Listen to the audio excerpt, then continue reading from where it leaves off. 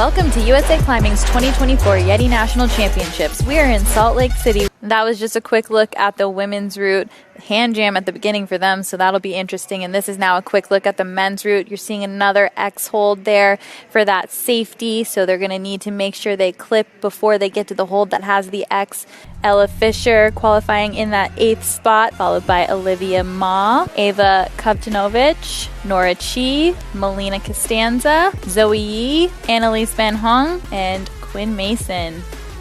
Vail Everett, Dillon Countryman, also known as Bob, Hugo Hoyer, the defending national champion, Cruz Padilla, Declan Ozgood, Ross Fulkerson, Nathan Sato, and then Sergey Lakhno. We'll have Ella Fisher up first. She seemed in really good spirits, very excited, not too nervous. So again, going first, that's kind of exactly where you want to be. And when you are the first climber, everything you do is exciting for the crowd. So that's always really fun to have that support from the crowd while you're making your debut. Yeah, it is interesting that crowd noise. We talked about it a little bit in the semifinal as well. Just when there was a situation like our men's semifinal route was extra difficult, it was interesting to hear the crowd get more and more knowledgeable and sort of be able to cheer along with the athletes and inform them in some subtle ways about high points. But yeah, when you're first out, everything's a high point. So it's a lot easier to do. Definitely nice. And so already into this hand jam, which is like kind of foreign for comp climbers. In recent years, they've been using it more both in the boulder discipline and the lead discipline, often not really given to the women as much. That being said, since the start of today, there has been a jam back in the warm-up area. So not that the climbers knew anything, but they could play around on that if they saw it. And if they did, they might have unconsciously given themselves a leg up. Or if, they do some jamming on their own time outdoors, they might not find this to be as difficult. Yeah, and as we've mentioned, this is the USA Climbing National Training Center, and so these athletes have been at this facility before, and when they're warming up in isolation, that's an area that they tend to have, not able to get out of the jam. She was doing a good job, kind of a little more uncomfortable than you might assume. And for Olivia Ma, that does add a little bit of stress. This would have been a fast turnaround for Olivia, so I think she should have some indication that hand jam is maybe a little bit trickier than they had hoped. And I would also guess that most of the athletes have, after previewing the route, just been talking about the hand jam, in all honesty. I'm sure you're right, and I'm sure they all were maybe not climbing on it so close to their climb time, but feeling around on that hand jam in isolation, trying to get any last-minute tips or hints at how to use this thing. It is always cool when you kind of combine a little bit more of outdoor-centric climbing into that comp atmosphere. I think it really asks a lot of the athletes. Olivia really getting through that smoothly and confidently, beautifully done. And with hand jams, a lot of times you get into trouble, as we saw with Ella Fisher, when you bail out of it. Like, Olivia did a really good job there of just sticking with the hand-over-hand hand jams all the way up, whereas Ella tried to bail and sort of turned it into a double open the elevator doors situation, and that is, I think, what cost her in the end. Nice through that foot jam as well, and now getting into more of the comfortable climbing for a comp climber, potentially, though they are getting forced to stand on some slippery holds, which will be a little uncomfortable. Granted, something that they are more used to in that comp realm. Oh, she just undershoots the jump to that next big hold that had a screw on it.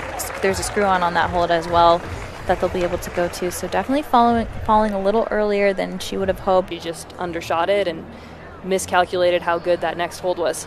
Well, and being forced to jump off that slippery part.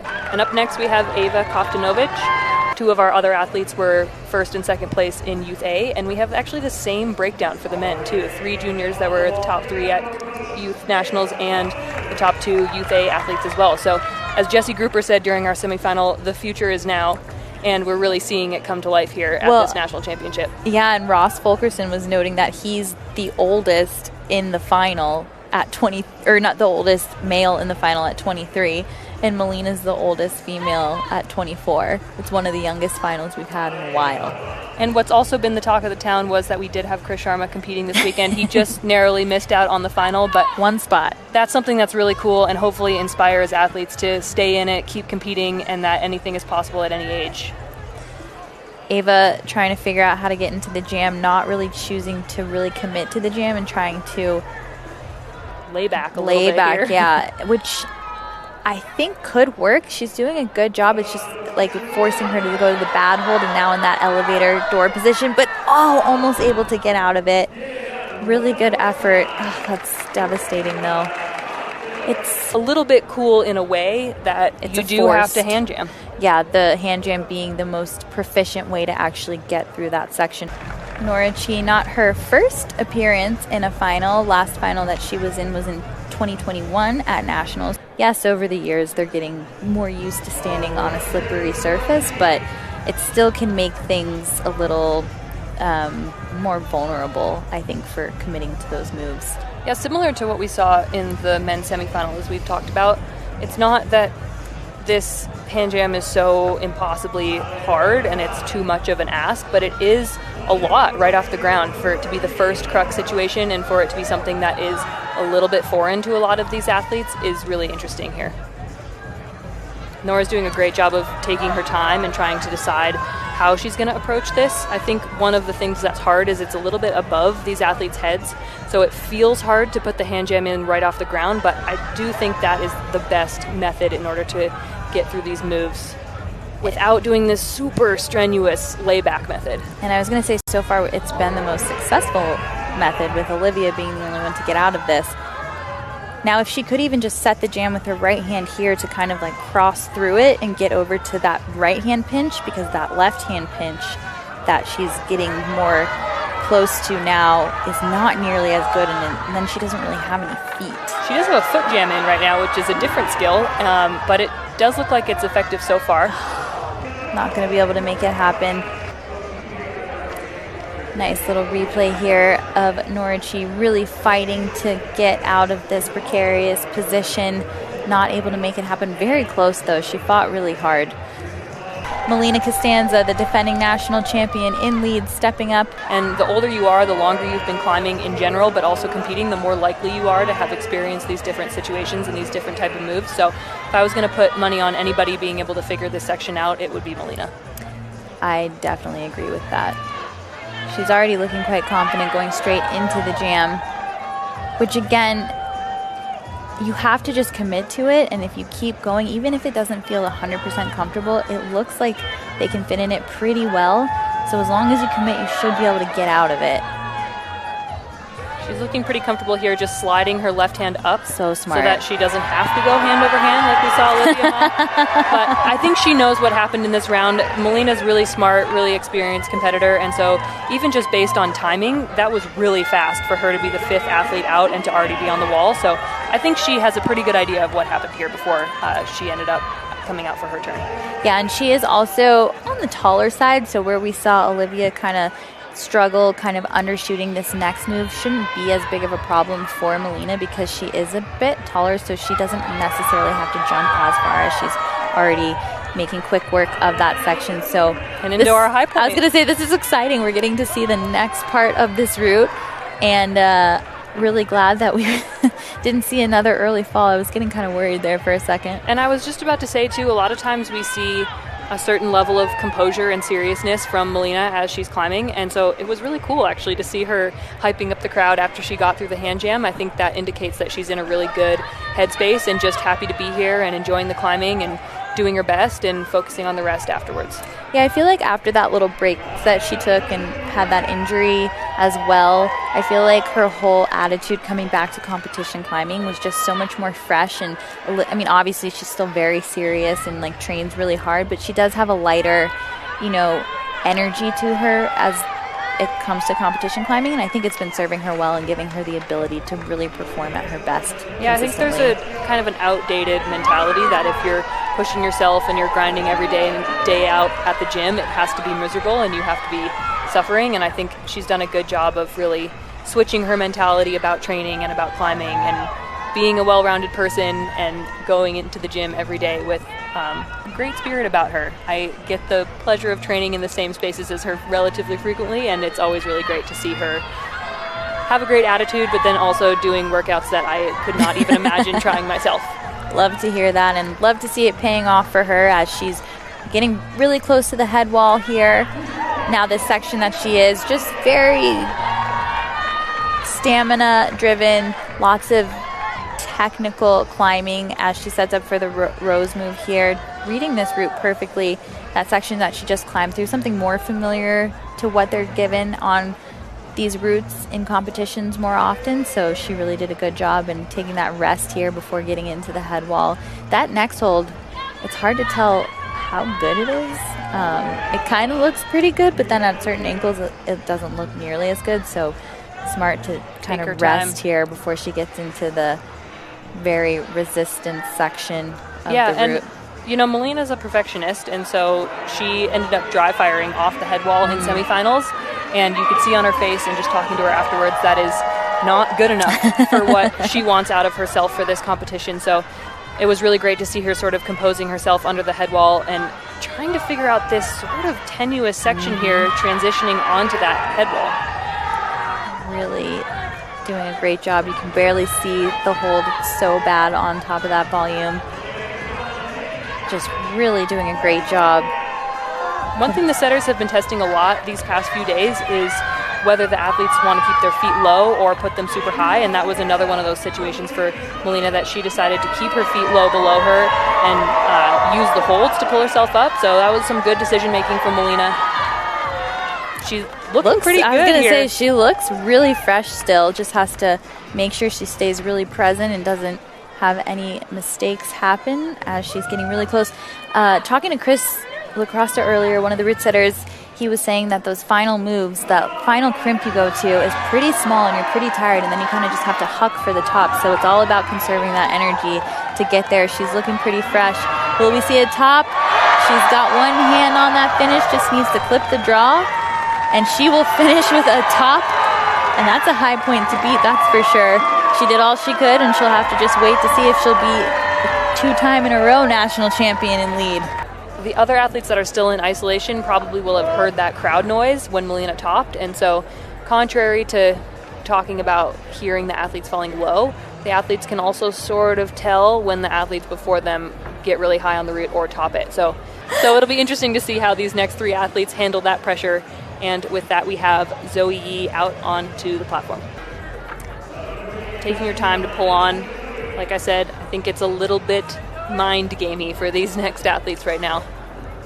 It's interesting second-guessing the opening section, which isn't super hard, but the holds are definitely in a weird orientation. We've seen a lot of the athletes climb through it pretty quickly, but it is kind of awkward. It's not what you're used to seeing. Yeah, and like Megan said, route setters don't want these opening moves to be super challenging, but they definitely don't typically let these athletes pull onto the wall easily. Yeah, you're not seeing like a straightforward jug haul ever, especially not in a final. We'll have to see if she chooses to get into a jam right now, more in that layback approach. Confidently into the layback, this is I will true. say. There was not even an attempt to get a hand jam here. So maybe in a better position than some of the other people who have tried to do the layback, but making me a little nervous. I wonder if she'll try to down climb here and reset or commit to this beta. It looks like the latter. She's changing her mind too fast. I can't tell.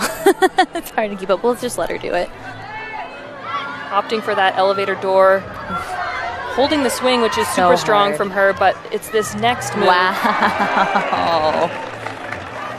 Super cool to see somebody make that sequence work. You said somebody would.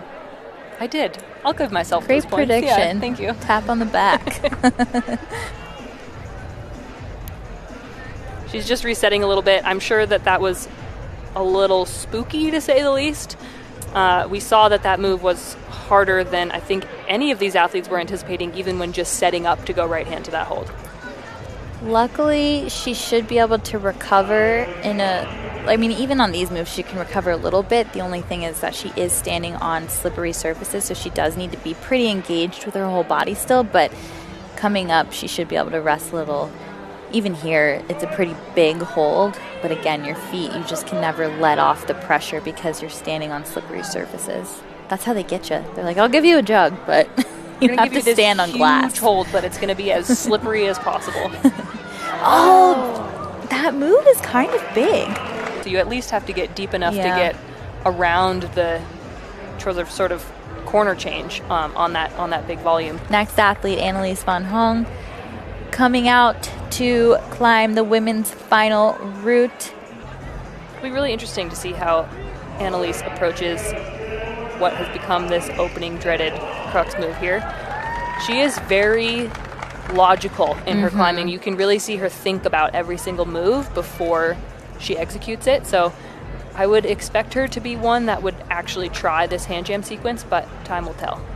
Well, and she's from California too, and some of the climbing there can actually really make it, the outdoor climbing specifically, be kind of technical and tratty a lot. And this is very traditional climbing style, and she's clearly crushing it. No pause at all, completely confident through the hand jamming, and probably helpful living in California for that. Yeah, absolutely. There was absolutely no hesitation from her at all. She was like, oh, this hand jam? Not a problem. Oh, you guys didn't want to do this sequence? Taking a second to compose herself. She's had a really steady pace this whole time. Like I said, she was super confident through that hand jam section, but that's been consistent since she pulled onto the wall. Little to no hesitation and very consistent pauses to rest, but no, she's not wasting any time here. Yeah, she does have a really nice pace, like you're saying. Nice. Ooh, almost a little low. You know what? I think that was more the camera angle. The camera angle definitely made it look like she might be falling out of it, but nicely into that next big hold. Wow, that hold is huge. These are some gigantic holds. Really are. I will agree with that. They're very big. Now, you were talking earlier about just the pressure of, hearing the crowd after Melina climbed. I would say that Analise is definitely handling that pressure really well right now. Either she didn't read into it too much, or she's really trying to make sure that she does everything she can to possibly end up on that podium. Yeah, and with the exception of that slightly grovelly mantle situation we saw from Melina transitioning onto the head wall, I will say a lot of the rest of this route is pretty straightforward grip grabbing, hand over hand climbing, and so I do think Analise will really like that. Yeah, and she's doing a great job just taking those rests where she can, and we saw her do that in the semifinal route as well. Just if she has a chance to, not be over gripping, take a chance to breathe and reassess the next few movements, she does a really good job executing that. See her doing a really good job of twisting her hips and dropping her knees to get as much span as she can between these holds here. Like I said, it just is a nice relief here, I think, for these athletes of sort of in-cut hand size holds over and over again. You can see her taking advantage of these micro rests, this toe hook, and this good position. I think she probably knows that there's something exciting coming up. Yeah, I think they can probably tell from the ground that the head wall is going to be a little more exciting. Ooh, she didn't have her index finger on. Wow. So a little miscalculation with that move with that left hand. Not getting the index finger on is... So she'll be happy when she sees that, I'm sure. It was really fun to watch her through that hand jam. She really had no trouble with it.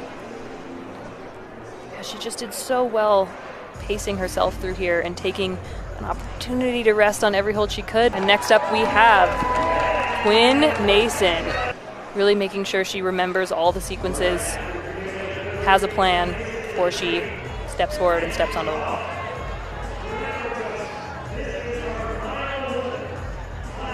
And as you can maybe hear our in-house MC say, this is our final woman of the night, so lots at stake here.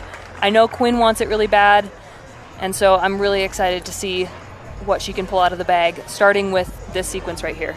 Oh, that's really cool. I was going to say, that's gross. Oh, I like it. This is something that I would rather do than the actual jam itself. Very smart. And earlier in the semifinal round, we talked about her route setting as well. So I wonder if that was maybe one of the reasons she chose to go with that kind of really taking the jam more as like a pocket and jamming her knuckles in there. Yeah, that was really smart. And Quinn does like to climb in that three-finger drag position, so with her pinkies dropped. And I mean, yeah, she was basically just doing some three-finger drag pockets there instead of hand jams. That was really clever from her. Yeah, it's all about confidence. You approach that jam confidently, I think it'll work out. And clearly you have to know yourself well to even try that and to even consider that that would be the most comfortable option for you. So good on her. Next kind of difficult part is getting deep enough into this next hold out of the jump off of this slippery dual text left foot and not that great of a right foot. Let's see how she approaches it. Ooh, undershot, but able to still come back down. When you know that a lot is on the line, a move like this is super scary because you have to commit, you have to leave the feet. And like I said, that screw on that's in there is totally blind if you can even get to it, as Megan was pointing out on your first go. So it's not surprising that it just took a little bit for her to actually fully commit to that move. But at the same time, really great experience from her, knowing that she should come back down, reset before trying a second time. And really leaning into like knowing her body type and like dimensions. She's a little bit taller, so she knew she could kind of test it out a little before she needed to fully commit. And not every athlete can kind of pinpoint that and make that happen on sighting. Yeah, and this next section will be a good test of Quinn's endurance. She has really, really good endurance on this type of climbing, just sort of a cruise control mode on pretty good hold. So I wouldn't be surprised if we see her get a lot back here on this next section. She's looking a little bit tired after having to do that move twice, but if she can get to this next section where her feet can stay on for a little bit, this being the last kind of cut for a little while, I feel like she should be able to get some of it back in this next section. That's a little more ticky-tacky and tracking, a lot of tracking with the feet and that nice toe hook where you can kind of relax for a second. Good save from her there. She almost lost that left hand. Yeah, she definitely looked a little tired, so not going to be enough. Love looking back at how Quinn approached this part of the route. Got a little too tripped up here, having to attempt that move again. I think it did zap more energy than she would have liked, but she is in provisional third. We still have time for appeals if there are any, so she should be at least happy with the podium. Quinn Mason walking out into that third place position. Super excited for her to end up on the podium. Yeah, it's nice to see her back on the podium. And Analise Van Hoang in second place, and then back-to-back national champion in lead, Melina Costanza, will be first with the gold. Melina, congratulations, back-to-back national champion in the lead discipline, and you topped the route. How are you feeling after that incredible performance? I feel, pretty amazing. I feel like I'm kind of riding a high. That was the hardest route I've ever had. Probably as you can tell from watching the field, the hardest route we've ever had in a final, and it took pretty much everything I had to do. Every individual move throughout the entire thing. Any move could have thrown you. I was going to say, you did look pretty gassed at the end of it, and I've not actually seen you react that way. Have you been training specifically with your endurance and being able to handle something like that recently? And how did your mindset play into all that as well? I think the mindset was the biggest thing. I've been training my mindset a lot. I think that I have had trouble sometimes in the final just with the pressure, and I really appreciated the opportunity to test myself on a climb that I might not have done as well on before. I've been trying to get in the World Cup style a little bit better. This one definitely, I think they wanted to bring the intensity and the style of World Cup routes, and it felt good to see the training has been paying off. That's so amazing. And I also have to say, I did love your celebration and pump up to the crowd after getting through the hand jam. It was nice. It was a nice light moment, and then you were back to composure. So impressive, and I'm so glad you got to have that moment. How did that feel? That was fun. I think it's important to have fun. I like to keep it playful, and I think that's when I perform my best. And that section was so much harder than any of us anticipated that I did feel really good getting through it. It might have been only 2 clips up, but I felt very proud of myself. That's not something I do, or any of us really do that often, and it definitely was an interesting way to adapt on the fly. Well, it was incredible, and we loved seeing it. We're so proud of you, and congratulations again, back-to-back national champion. Can't wait to see what you do next. Thank you very much. I appreciate it. And with that, we're getting ready to start the men. Starting it off with Vail Everett, already getting the crowd pumped up before he gets on the wall. Now, I will say the opening section of this route's a little more straightforward for the men than their semifinal was. Now, still you know, a little risky with that jump, but that's definitely a movement that these athletes have become very familiar with on the competition circuit. For sure. I bet they're pretty happy to not be seeing any finger cracks as well, like we saw on the female route. Yeah, when they came out, they were like, cool, you guys got the hand jam. Yeah. I will say, too, we have a kind of a large vibe switch up to it. All of a sudden seems like it is truly nighttime here for the men. Yeah. The sun has set. We're sort of setting a different stage for this men's final here tonight. Definitely, and that temperature can make a huge difference depending on the kind of athlete that you are. Some people like it cold, some people like it hot. So, and you can see this is that blue X section that we talked about earlier. So all that blue X indicates is that he had to clip that extremely long red draw there by his left foot before he progressed past the handhold that his right foot is on. Truly, I think that might be a record for length of draw that I've seen in a competition. It's so long. Yeah, very impressive. We did talk about the longer the draw gets, the more difficult it is to tame. So it's nice that they're able to clip that one off of a pretty good hold. For sure. Yeah, Vail taking advantage of this rest right here, able to sit on his heel nicely before getting into a bit more of a demanding section. There's some possible forced foot cuts here.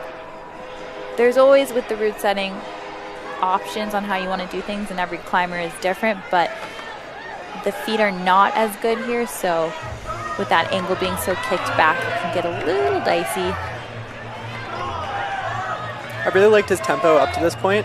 I feel like things are starting to slow down as the moves seem to be getting harder, and it's really cool to see athletes like going through that process.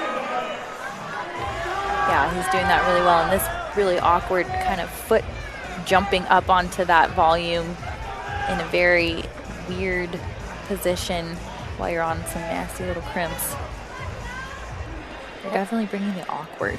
He's doing a good job of really sitting into this layback position and trying to make it as easy on his arms as he possibly can. I think it's also really exciting. Yeah, see, lots of little, you can get your feet back on, but lots of forced foot cuts on a very kicked back part of the wall as well. I think it's important to note that and how much you're having to engage with your entire body. And up next, Dillon Countryman, aka Bob, to all of his friends. He was 5th at Nationals in lead last year, so he'll definitely be looking to hopefully get on the podium here. Just setting up for this first jump. They all make it look so easy.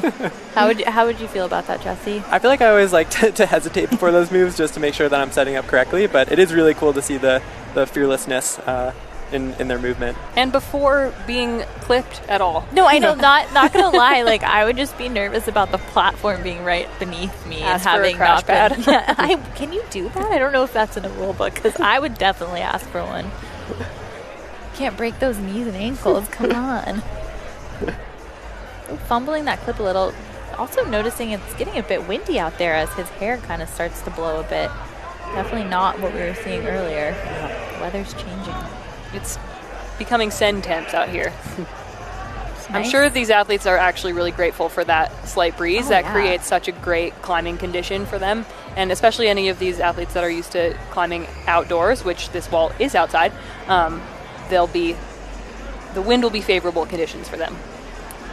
Another look at that hold with the X, and similar to the women's route in the semifinal, most of the athletes will clip before getting to that hold with the X because that's just the last hold you can clip from, but likely it's more comfortable to clip before you actually get to that hold, and we see a lot of the athletes do it that way.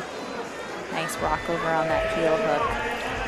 I also think similarly to outdoor climbing, competition climbing has a lot of tactics around it. So bringing a hand warmer maybe when it gets too cold in your chalk bag, or pouring water on your head when it is too hot out there. And I think a lot of us athletes like do practice those different techniques while we're training in the training center and like climbing on this wall. Yeah, being very adaptable. What's a scenario that you've had where you've competed in a too cold condition? Yeah, actually Pan Am's last year, I did use a hand warmer in my chalk bag. It was October in Chile, and it was chilly. Hey, that's why we bring him back to the booth, folks. You can go back anytime.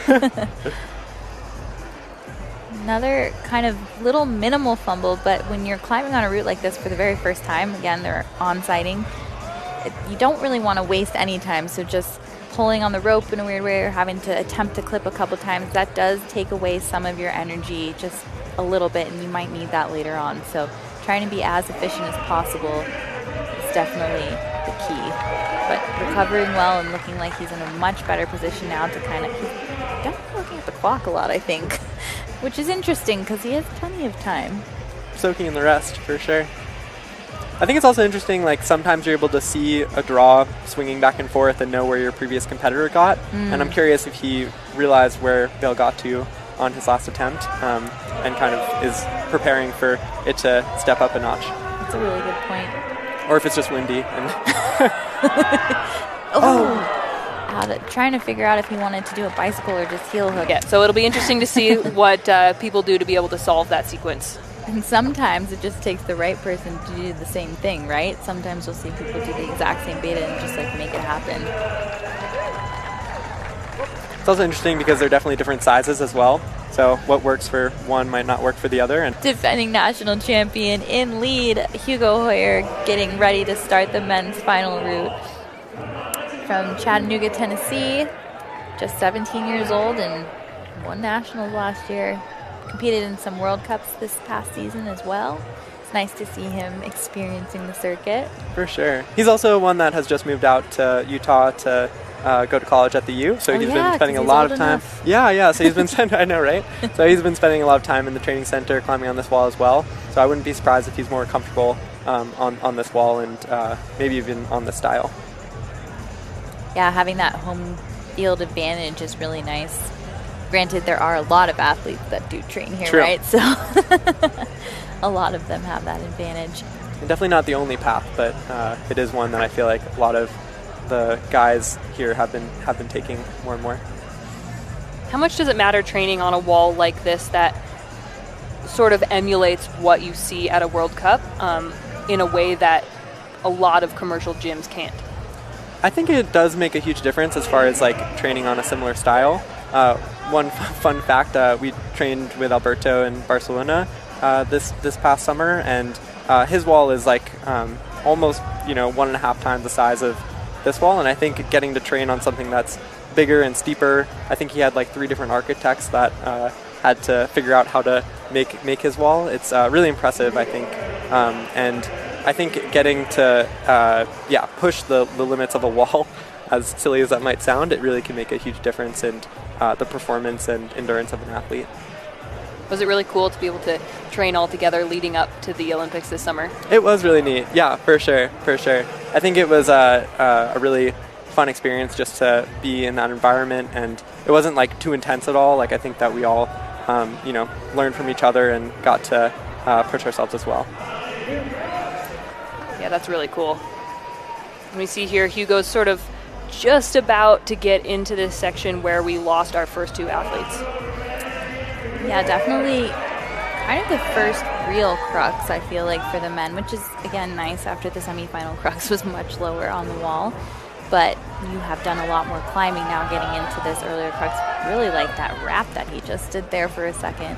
Yeah, I was going to say that Bob clipped a little bit lower, and I was a little bit worried for Hugo as far as where to clip next, but he looked like he did a really great job of saving that. Yeah, really reading this section well. Now that next clip looks like it'll be a little tricky. Just with there not being a lot of feet, and just having to toe hook on the other side of that big vertical hold. Pinch. Yeah, it's really uncomfortable. What's it like emotionally, Jesse, as a lead athlete when you are struggling to figure out what to do about a clip that's sort of offset like that? Ooh. Sorry, just had to watch. Had to react. Good effort. Here and there on a lead route, but it's just important how you come back from that. And we were talking earlier, too, about like the clips kind of being like moves anyway. They're not, I think in commercial gym climbing, it's really easy to not think about the clips as a movement because there's usually so many of them in the most comfortable places. And with that, we have Cruz Padilla getting ready to start his attempt of the men's final. Just missed out on a podium spot last year, being 4th. So I'm going to try to improve upon that at this competition here today. right into the... That was just too easy. It's the sort of jump. It was more of like a hop for him. Really nice to see a new high point, though, as we've been talking about the clipping set by Hugo. Yeah. It's cool when a final progresses that way and you have people struggle in one place, and then as athletes continue coming out, that high point gets pushed higher and higher. So it would be great to see what Cruz is capable of doing here, and if we can see what is happening for these men on a head wall for the first time today. Yeah, like we were saying, they want to get into that head wall. It is an exciting spot to be. It is kind of wild that we didn't really see anybody there earlier. Like, that doesn't happen. As much as, like we were saying with Melina, you don't usually see a top at a final. We've had a lot of rare occurrences already. Yeah, Hugo's high point on this route so far in finals was very similar to how high Sergey got on the semifinal route this morning. And it was a really cool, unique, interesting round. So if you haven't seen that and want to go back and watch the replay of semifinals, it is worth your time. Yes, it was a very difficult route. I really feel for the setters. You know, I think the level always is changing, and they're always trying to adjust and evolve to fit that change in level. And I think that, you know, sometimes they're going to overcook it, but then hopefully in finals they bring it back. So really excited to see what these last few athletes do. Yeah, and sometimes a route is hard and sometimes it's easy, and that just is what it is, and the athletes need to be able to rise to whatever occasion they're given on a given day. And they're doing a great job as Cruz is getting into that cruxy section for the men, where it's all about making the right foot choices as quickly as possible so you can keep climbing through these pinches. Also, sometimes it's really hard when you have a super hard route and then you don't get very far in it to come to an easier route or an easier beginning route like we're seeing here, and not change your style too drastically or be too scared. Yeah, there's a lot going on in these competitions. It is no easy feat, and also takes a lot to come out here in front of the crowd and kind of be vulnerable on the wall in front of all of these people watching and people watching at home. Super mental.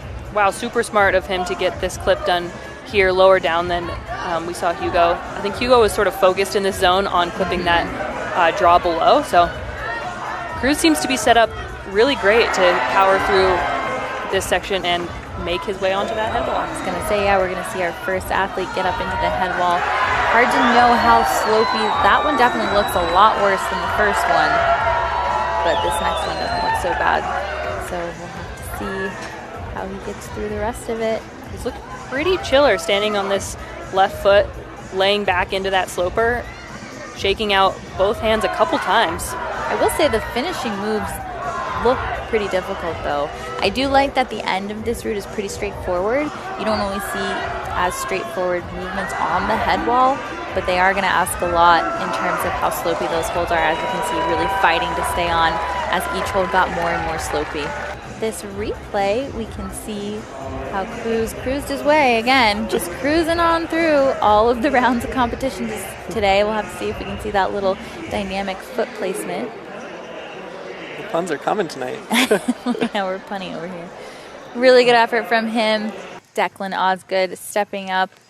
You always have to have a couple plans when you're up there.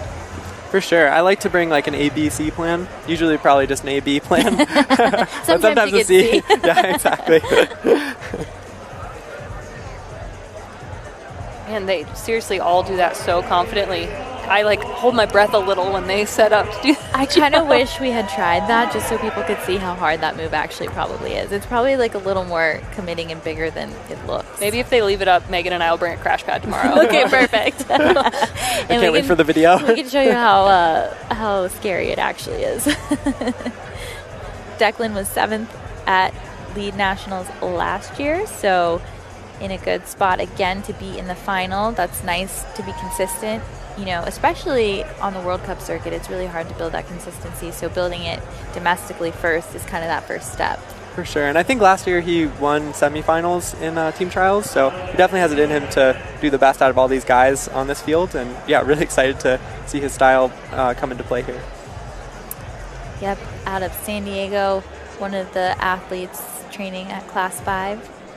You've seen a few of them in this competition so far. Him and Ross, I think, are repping for this finals for guys at least. Yep. Yeah, I guess I don't think we had any women, but Kylie was in the semifinal.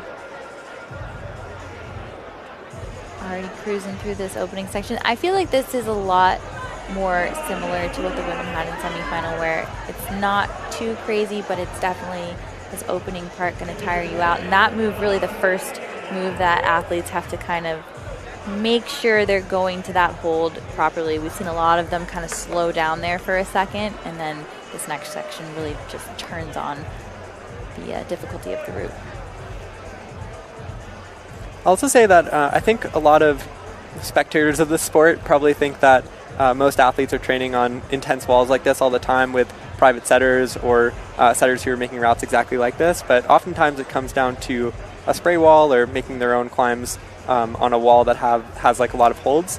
I was fortunate to get to climb with Declan in November of last year on his home wall, and it was really fun getting to try his different circuits and making some new ones together. So, it's really cool to see the training style that happens there, and how you don't need a ton of great resources. Of course, having an amazing coach out there in Al is definitely helpful, but I think that, you don't need the biggest and fanciest training centers out there. Do you mean the wall he trains at for the most part, or actually in his home? In San Diego, yeah. The wall he trains at. I know, I was mostly. Actually curious too. I was like, wow, he has his own home wall? Yeah, I was like, good point. Thank you for correcting me there. Yeah, it's at a local gym. Just going to say that would be a really interesting tidbit.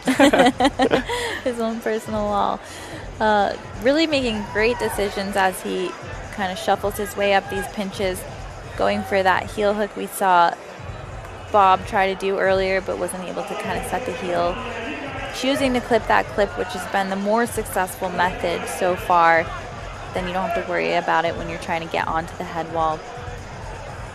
Really reading that route well. Be able to rest here a little if he wants to, but kind of depends on your endurance level, right? Not a little shaky. Looking super, I was going to say, comfortable there. On these style of routes to then try to avoid going back down as much as possible so that you can get that plus possibly. I was going to say that is another similar situation as we've seen on a bunch of these routes where athletes have super low feet and they're forced to either wrangle those low feet or commit to getting their feet super high. I think that's like a classic foot situation when you're trying to navigate pulling up over onto a head wall like that. Ross Fulkerson, our next athlete. Yeah, Ross, a very seasoned competitor. Earlier we mentioned you have 40 seconds before you have to get on the wall, so some athletes will choose to take the whole time, others will get on the wall a little sooner. And with that, Ross is already into the second clip of this route. Climbing super confidently already.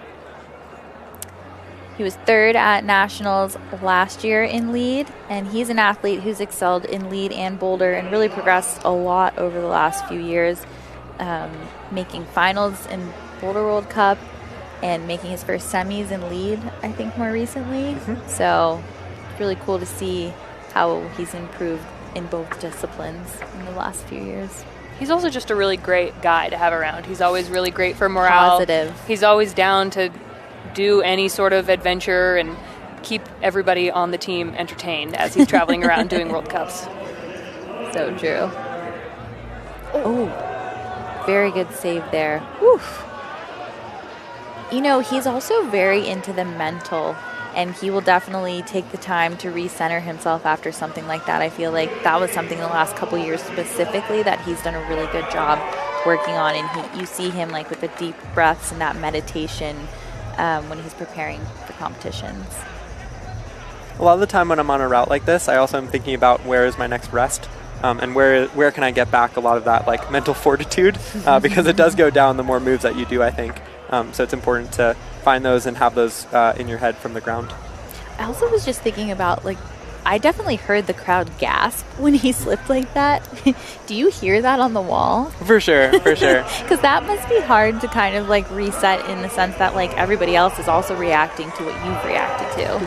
Yeah, I think that for me it's kind of fun. Like I feel like it's like it's like, okay, we got a challenge. Like I was gonna say, Jesse, I feel like you in particular are really good at saving things, and so I feel like that happens to you a lot. I have a good friend who makes the analogy that climbing is, or specifically rope climbing, is like a boxing match. So you're gonna get punched in the face and you're gonna fall to the ground, but it's about how you come back from those situations. That's a great analogy. Brutal. Well, the lead discipline is kind of brutal in the sense that you only have one shot, and I feel like that it's really hard to perform when there is all of that pressure on just the one attempt. I feel like when it comes to boulder, you have that luxury of not feeling that pressure, and a slip a lot earlier than we would have thought from Ross. Wrong movement in that moment, and then he just kind of slipped out of it after already having to do that save down low too. So that's kind of a lot of little mistakes that have happened. I think it's also really interesting, seeing all these different competitors with different body sizes. The feet and hand positions that work well for one might not work for someone else. So up next, Nathan Sato, winner in the qualification round, and then now he's coming out second last in the final. So really, I think indicates a big level up for him. And he was just, as I mentioned in the semifinal round, he was just competing at the last Lead World Cup in Korea, which was just over a week ago. So he's really committed to getting that comp experience, and I don't know how he's doing it right now, but it's cool to see him come off the back of that World Cup and find success here. He's 18. That's how. I think he was also the only guy competing in lead, which is, can show you how other male athletes in this field kind of went about that decision. They want to preserve their strength for this competition, and I think it's brave and bold for him to do it and be doing so well on this stage anyway. Yeah, really exciting to see, and definitely excited to see what he does here on this route. Already looking quite casual in the opening moves. I'm sure they're feeling more friendly than the opening moves on the route earlier today. Just getting set up to clip this extra long draw here. We should have that measured. We should. We'll get our stats guy on it. I've got, what are those things called? A measuring stick? Perfect. Been a long day, Megan. Hey, it's always a long day. I feel like Nathan's energy is always infectious, like in the TC too. He's super psyched, super willing to, go through every kind of like training exercise that we have out there. And yeah, I think it really shows in his climbing that like love for it.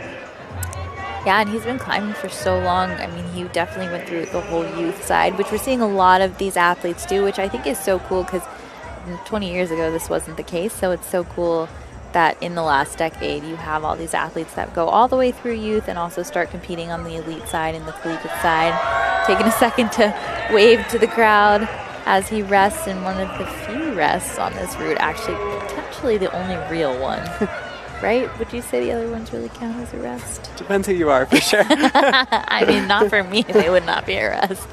It's really cool to see Nathan waving at the crowd, too. We saw that earlier from Melina. I feel like there is a certain lightness in this final that we don't always get to see. A lot of times in big domestic competitions like this, it is very serious and a lot is on the line. I'm not quite sure why that's a bit of a different vibe here tonight, but I think it's really great to see everybody out here and trying their best and letting what happens happen and focusing just on the climbing itself. I do think the Nationals vibe is a little more chill than team trials because it is the first step to team qualification.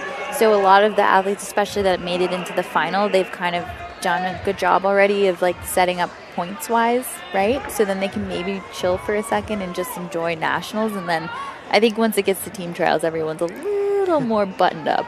Yeah, I think it's also worth noting that like team trials is just worth a little bit more. Like I think it's a 60-40 split. Mm-hmm. So I think a lot of athletes will say like, oh, like if I didn't do well in Nationals, like I can kind of make a comeback.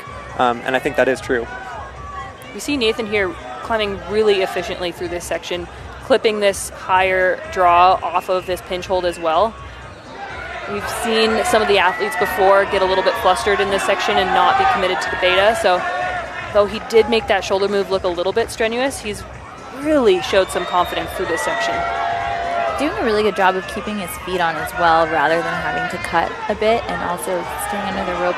But again, that high step and kind of rock up onto that hold after all this climbing, I think is a little more awkward than it seems. I feel like Cruz made it look really easy, and I think that might not be the case. I think it might have just been pretty easy for him. It's always interesting when you have an athlete come out and have a move that's really in their wheelhouse or really fits their body size, correctly and how different it can look on all these different athletes. Oh, really good effort there. Nice to see him be able to fight. Probably a little bit saddened to find out that that's not the case. Yeah. I the wave was adorable, that was so good. though. That was a total high mom moment. And with that, we have one more competitor. Sergey Lakhno will be coming up next. Allison and I were talking about earlier how we were surprised where he ended up in the standings coming in semifinals.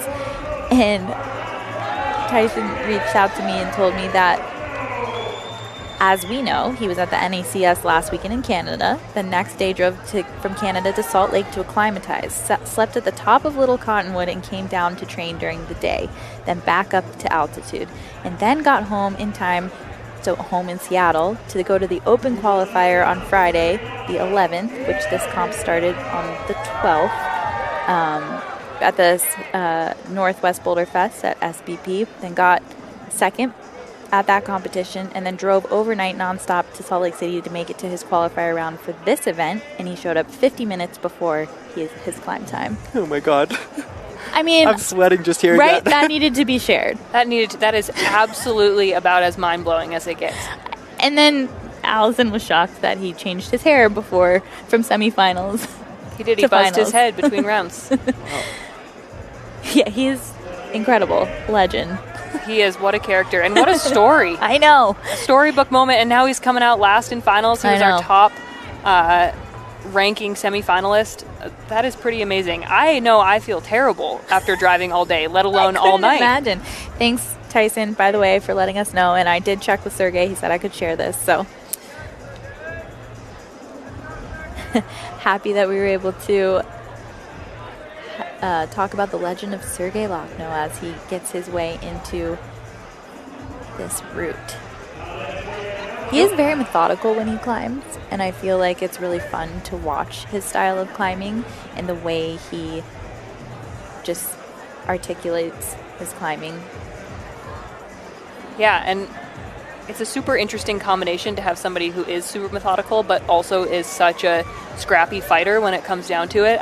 We really saw that on the semifinal route. He was just absolutely battling his way through some really, really tough sequences. And that's something that we have come to expect from his climbing in general.